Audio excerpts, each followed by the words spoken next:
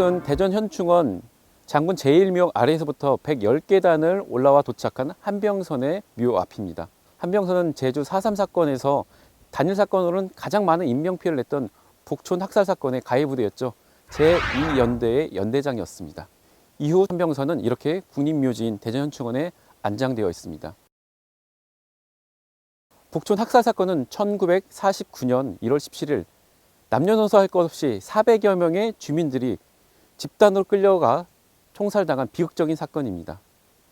이 가해 세력이었던 제2연대는 1946년 대전에서 창설했고 48년 12월 29일 제주에 있던 구연대와 교대하면서 제주에 주둔하게 됩니다. 북촌 학살 사건의 구체적인 가해 부대는 3대대였습니다.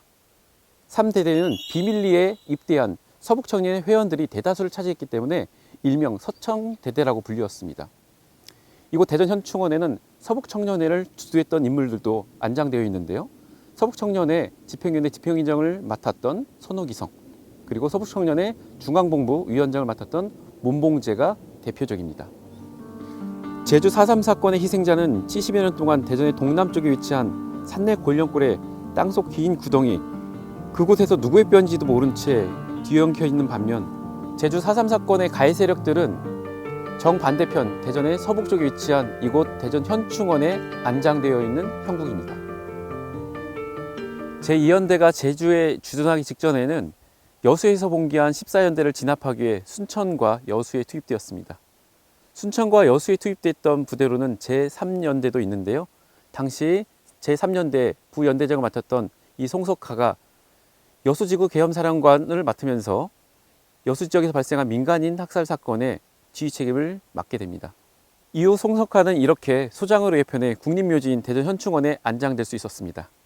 하지만 송석하는 만주국군 소위로 인간의 간도 특설대 활동 등으로 지난 2009년 친일 반민족행위 진상규명회로부터 친일 반민족행위자로 규정된 바 있습니다.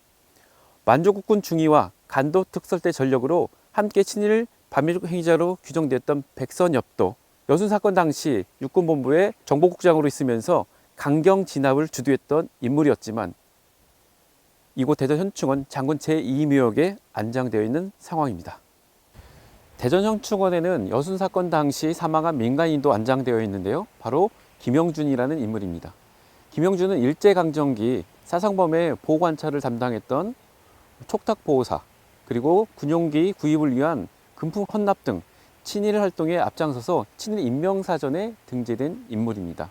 여순 사건 당시 친일 경력과 우익 활동 등을 이유로 여수인민위원회로부터 처형당했는데요.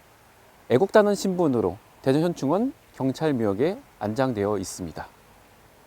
묘비에는 전사로 표기되어 있지만 김영준은 당시 50살로 경찰도 아니었고 전투에 참여한 적도 없었습니다. 한편 국민보도연맹 결성을 주도했던 사상검사 오제도 검사도 이곳 대전 현충원 사회공헌자 묘역에 안장되어 있습니다. 국민보도연맹은 한국전쟁 전후 민간 학살의 주요 피해자였습니다.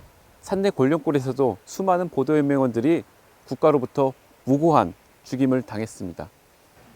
제주 4.3 사건, 여순 사건, 그리고 국민보도연맹원 사건, 한국전쟁 전후 발생한 민간인 학살 사건까지 가해 책임자들은 국립묘지에 안장되어 있는 반면 이 희생자, 피해자들은 어느 골짜기 깊은 구덩이에 아직도 안매장되어 있는 현실, 우리가 해결해야 될 과제가 아닐까요?